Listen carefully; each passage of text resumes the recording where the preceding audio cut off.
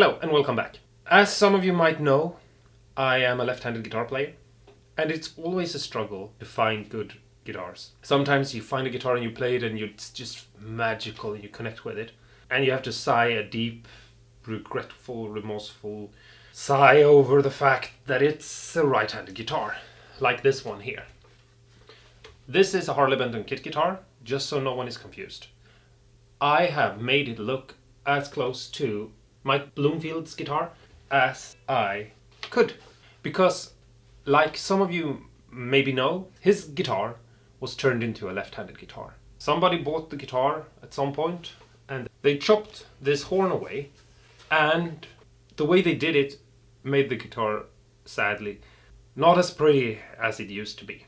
Now, I obviously don't want to put any shade on anyone for doing that, because the idea of vintage guitars, or maybe not around when this happened, I am not exactly sure on when this happened, but it's a shame that something as beautiful as an old vintage telecaster played by one of the greatest guitarists ever had to be basically destroyed.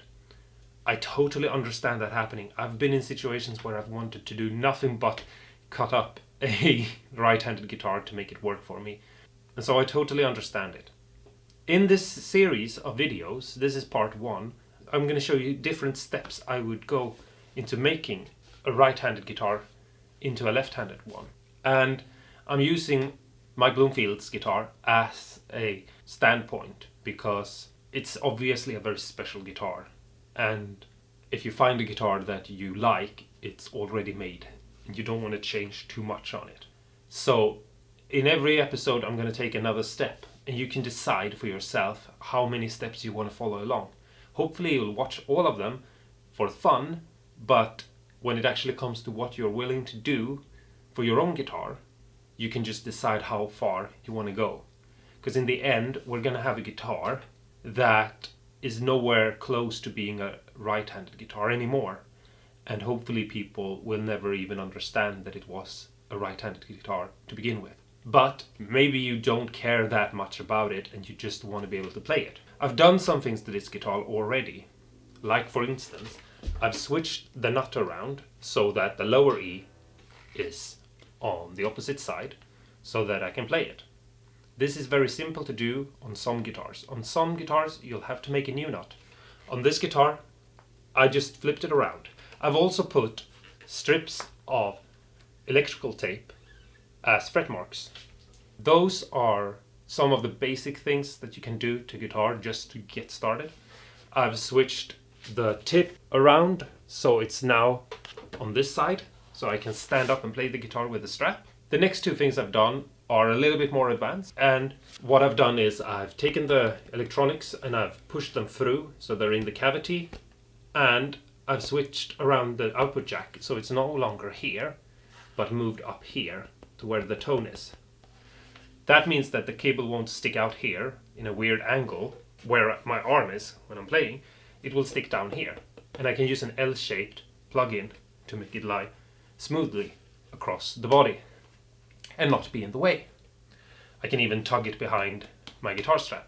These are very simple things to do, and they're also very simple to reverse. All I've basically done is put masking tape on the inside so that no dust will collect on the inside. All of these things I did before starting this video because they're very minor things that you can do very quickly and easy. And if you don't know anything about guitar building, you can do these things without any issues. In this video, however, I'm going to take the entire guitar apart and I'm going to reshape this horn to make it look more suitable for this guitar. Because if you look at Mike Bloomfield's guitar, it's a little bit weird and wonky how they've just cut straight in and made something that doesn't follow the aesthetics. And it's basically the way I would have done it if I was asked to do this for him. And that's why I've decided to make the guitar look his guitar as much as I could. And that's also a little bit of the reasons why it's relicked. I do like relicking guitars, so it's fun. And hopefully you think this is fun too. So let's just start taking all the parts off this guitar.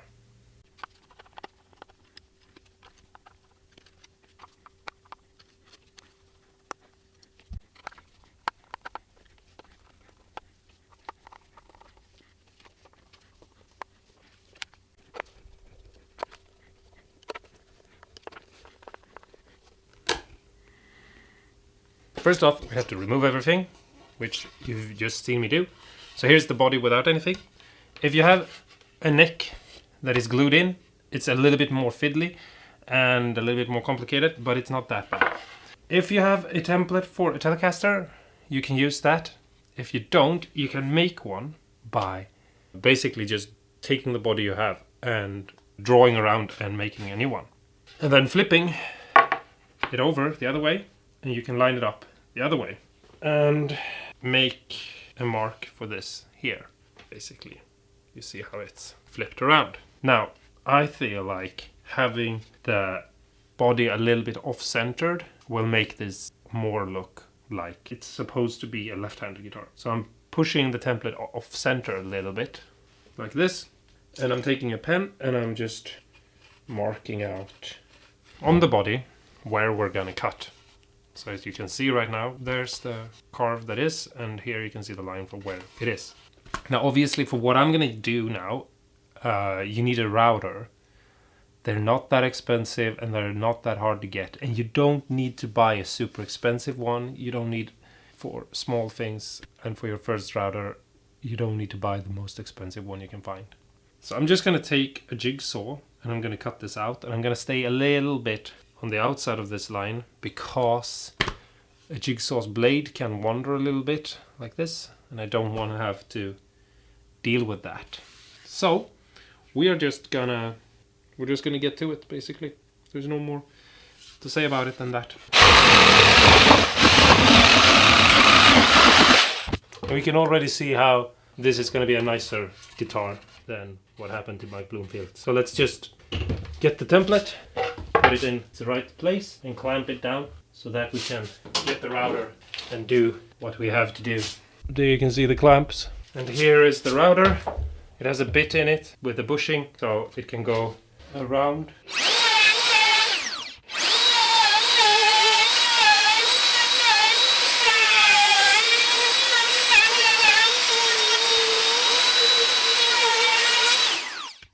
And it looks pretty good.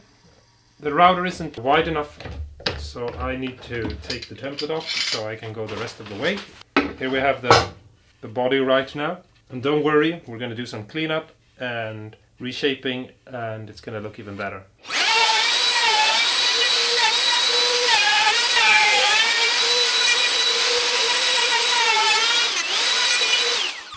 So it looks a little bit wonky right here, and it goes in not really as far as you might want, but we're gonna fix it, don't worry.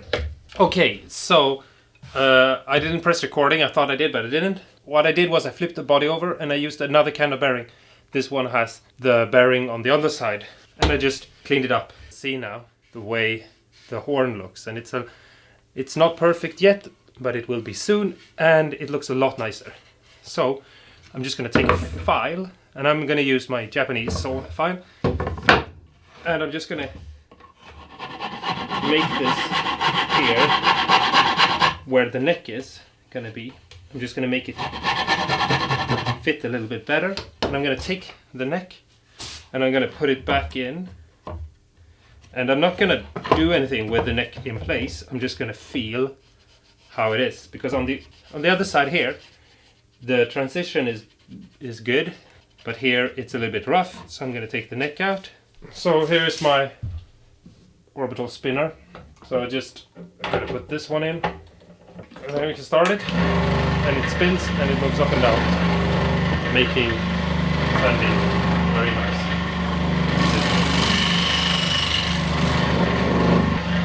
You just move back and forth, and you just keep on moving. You never hold it still. You just slowly move it back and forth.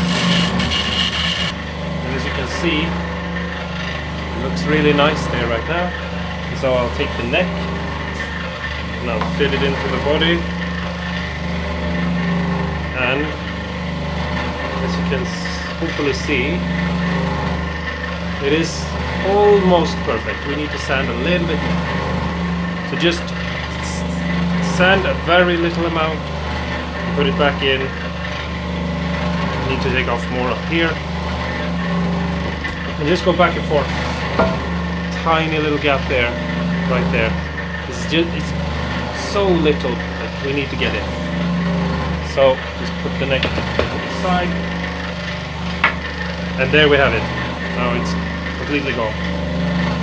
So we're gonna just move on to shaping the rest of the horn. And I want to make sure to sand this place here so I get a nice even transition between all the faces, because right here the way the body looked before is meeting the way the body's going to look now. So spend extra time right there.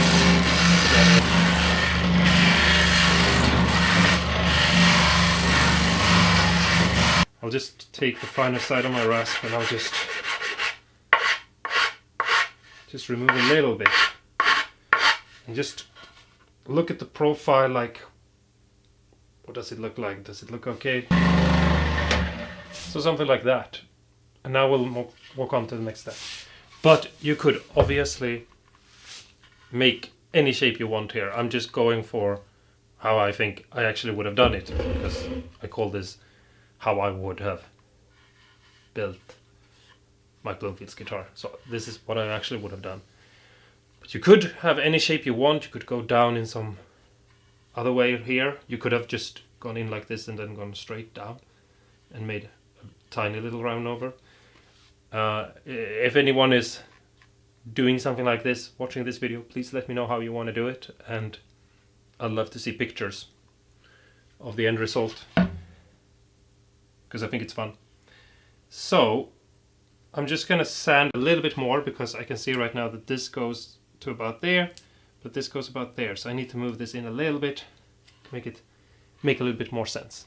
So I'll be back super soon. Okay, so it's time to do the round over. I have a round over bit in the router, and I'm gonna hold it up and I'm gonna move it up to somewhere where the body is already rounded over and make a perfect match. And then I'm gonna lock it in place, and then I'm gonna move it over here, and I'm just gonna start the router. And you can see already how much nicer it looks. It's not perfect, and so we need to take file and we need to blend out some of the tiny little imperfections that will show up, like the lip of the lacquer here and this little bump here, because where the neck plate is going to go, and I can also use it to round over this side here, something like that. Looks really nice. And now we just flip the body over and we do the same thing to the front.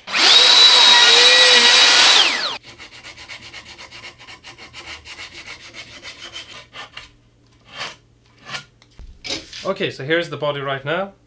I haven't screwed it in place, so it might be a little bit difficult to see, but as you can hopefully see, it looks sort of symmetrical, but if you look really close, this horn is a little bit further down.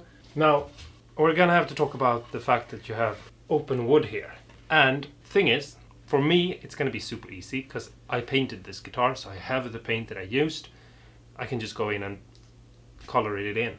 I've shown you before how to spray paint, so you can go back and look at those videos if you're curious. But I want to talk about how to find paint. Some finishes you're not going to be able to find. It's like too difficult. You're going to have to like make them yourself. If, for example, you would have, let's say, a Silver Sky Nebula, which is a guitar I don't think you should cut up, mostly because it's going to be a very expensive guitar one day, and also because it's going to be really difficult for you to find that paint. You're going to have to go to a specialist that works with those kinds of paints and basically have them to match the colors. You can go to basically any paint store and get color matches if you just bring your guitar body with you and say, hey, can you help me with this? It's not that difficult. It's only a problem when it comes to really, really unique special colors, like for example the Nebula on the Silver Sky. But for example a milk white or a eggshell white or candy apple red, it's gonna be easy. It's gonna cost a little bit of money. You can also just look at the spray cans that exist in hardware stores that they come without being matched to any color. They might look close enough. You could make it into a feature. It sort of depends on how you design this horn. I'm gonna just paint this now, and we'll be back in the next video. I'm not gonna put the guitar back together because we're gonna move on to the next step for the next video, which is gonna be filling this hole right here and moving it down here. Thanks so much for watching. I hope you liked the video. I hope this helped you if you're, for example, a left-handed guitar player and you have a right-handed guitar that you want to convert into a left-handed guitar. If you enjoyed the videos, please like, share and subscribe. You don't have to if you don't want to, but I would really appreciate if you did. If you have any thoughts or feeling about this guitar, you can write comments below, even if you're super angry at me for cutting up a 1963 telecaster. I'm sorry that I did this, but it had to be done. Anyway, stay awesome and cool, and go build a Mike Bloomfield telecaster tribute guitar, because, like, he deserves that you do that.